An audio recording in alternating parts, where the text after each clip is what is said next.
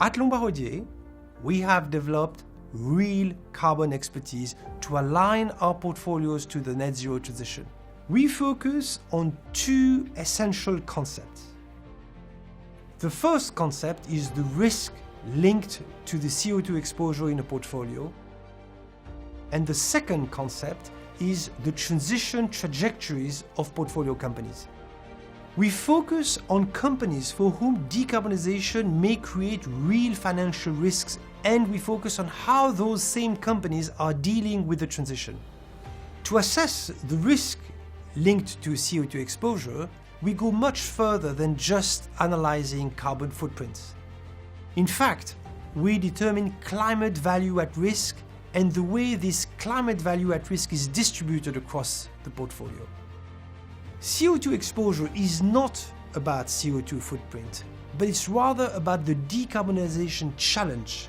So, for example, a large CO2 footprint might be much easier to decarbonize than a low CO2 footprint, depending on the nature of the business, the decarbonization solutions available, and the commitment to net zero.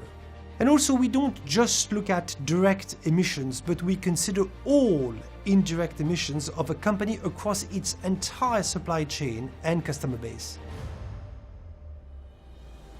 To assess if a company is on the right transition trajectory, we compare the projected decarbonization of the company to its forward-looking industry decarbonization pathway.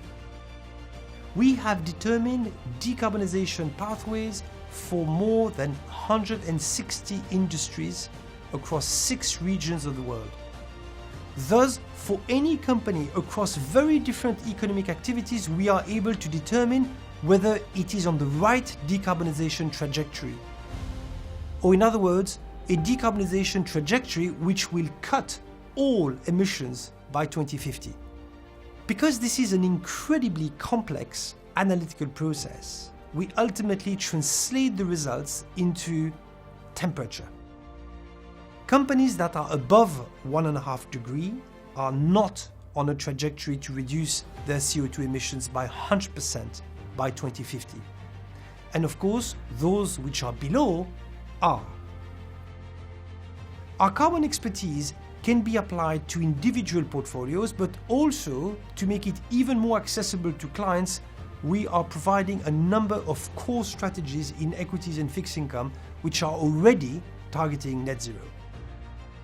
These strategies do not exclude high-emitting sectors, they are well diversified, and when investing in high-emitting companies, they focus on those that are really transitioning and should achieve 50% CO2 emissions reductions by 2030 and 100% by 2050.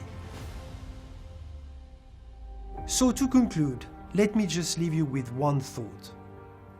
The world is decarbonizing and decarbonizing really fast.